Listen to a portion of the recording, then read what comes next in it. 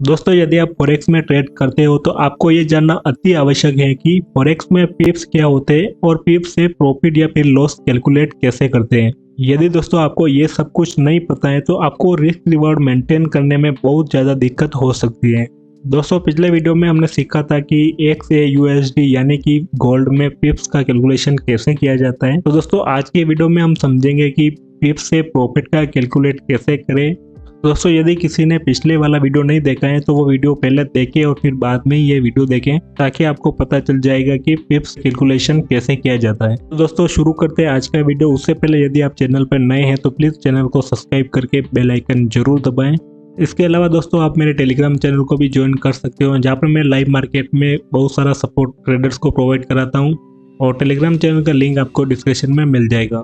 तो दोस्तों सबसे पहले मैं आपको बता देता हूँ कि ये वीडियो बहुत ही छोटा है और दोस्तों आपको ये प्रॉफिट कैलकुलेशन करने में प्रॉब्लम होती है तो वीडियो को पूरा जरूर देखें। और दोस्तों सबसे पहले ये बात है कि आपको पिप्स से प्रॉफिट कैलकुलेट कैसे करना है ये तो हम समझ जाएंगे अभी, लेकिन उससे पहले आपको ये पता होना जरूरी है कि पिप्स का कैलकुलेशन कैसे किया जाता है। तो उसके लिए आप पहले वाला वीडियो देखिए, मैं यहाँ पर लिंक भी डाल दूंगा।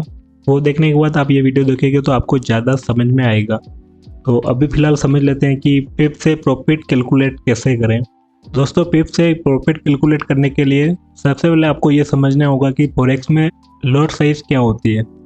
तो सिंपल सी बात है दोस्तों, यहाँ पर तीन टाइप की हमारे जो लॉट साइज देखने को मिलती है, जिसमें जो सबसे पहला होता है वो होता है स्टैंडर्ड लॉट। यानी कि इसमें जैसे हम जैसे ही कभी अपन बाय करते तो वहाँ पर जैसे ऑप्शन आता है 1.00 का, तो यानी कि ये पूरा लॉट होता है। और उसके बाद जो दूसरा आता है वो होता है मिनी लॉट। मिनी लॉट का मतलब होता है जैसे कि क्वांटिटी हम बाई करते हैं तब वहां पर हम लिखते हैं 0.10। यानी कि दोस्तों यहाँ पर जो पहले वाला स्टैंडर्ड है इससे ये काफी छोटी क्वांटिटी होती है। इसके बाद जो तीसरा ऑप्शन आता है वो होता है माइक्रो लॉट। माइक्रो लॉट का मतलब होता है ये सबसे छोटे से छोटी इकाई होती है।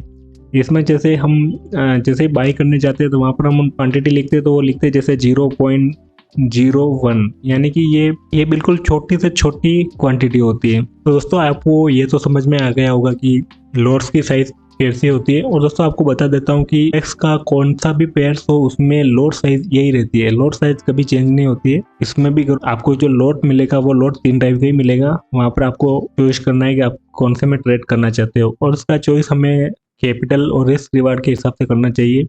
तो दोस्तों अब समझ लेते हैं कि पिप से प्रॉफिट का कैलकुलेशन कैसे किया जाता है। तो दोस्तों यहाँ पर जैसे मैंने लॉट तीनों लॉट यहाँ पर लिखे हुए हैं और उनमें से हमें कितना क्या कैलकुलेट करना है वो भी मैंने यहाँ पर लिखे हुए हैं।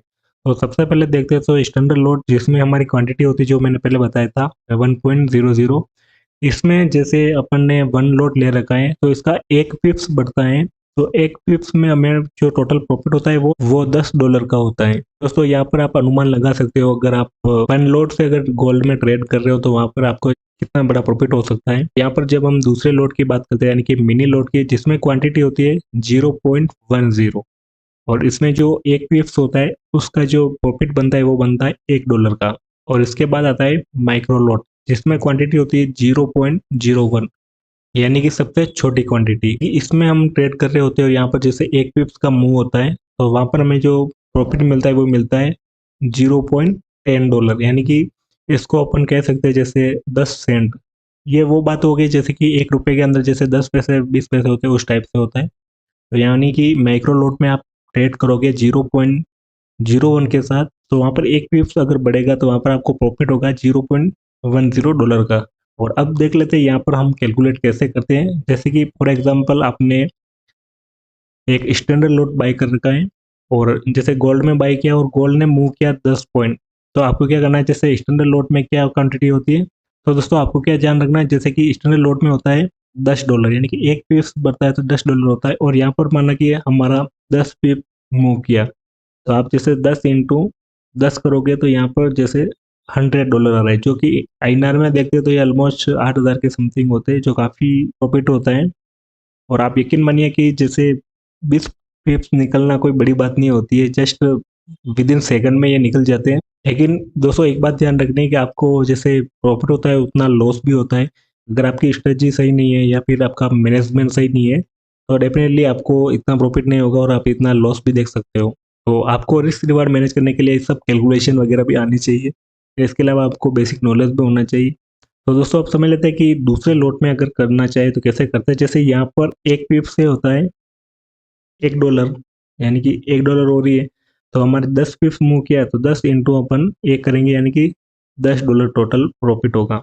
दोस्तों अब बात करते हैं माइक्रो लोट की। तो यहाँ पर जैसे क्वांटिटी थी 0.01 और 1 पिप बराबर होता है $0.10, यानी कि 10 सेंट। अगर इसमें हम बात करें कि 10 पिप्स में कितने प्रॉफिट होगा, तो हम यहाँ पर 10 इंटू 0.10 से कैलकुलेशन कर सकते हो, यानी कि इससे कैलकुलेशन करेंगे तो यहाँ पर आएगा $1, यानी कि 10 पिप्स ये बढ़ेगा तब आपका $1 बनेगा, यानी कि 10 सेंट बन रहा है। 10 सेंट मिलके एक बना देगा, यानी कि एक एक पैसा करके हमें जो रुपया बनता है उस टाइप से यहाँ पर भी बन जाएगा। तो दोस्तों आई होप आप इस वीडियो से बहुत कुछ सीखने को मिला होगा, और यदि आपको वीडियो पसंद आए तो प्लीज़ लाइक करें, कमेंट करें और दोस्तों के साथ शेयर जरूर करें। दोस्तों मिलते हैं नेक्स्ट किसी वीडियो में, तब तक के लिए धन्यवाद।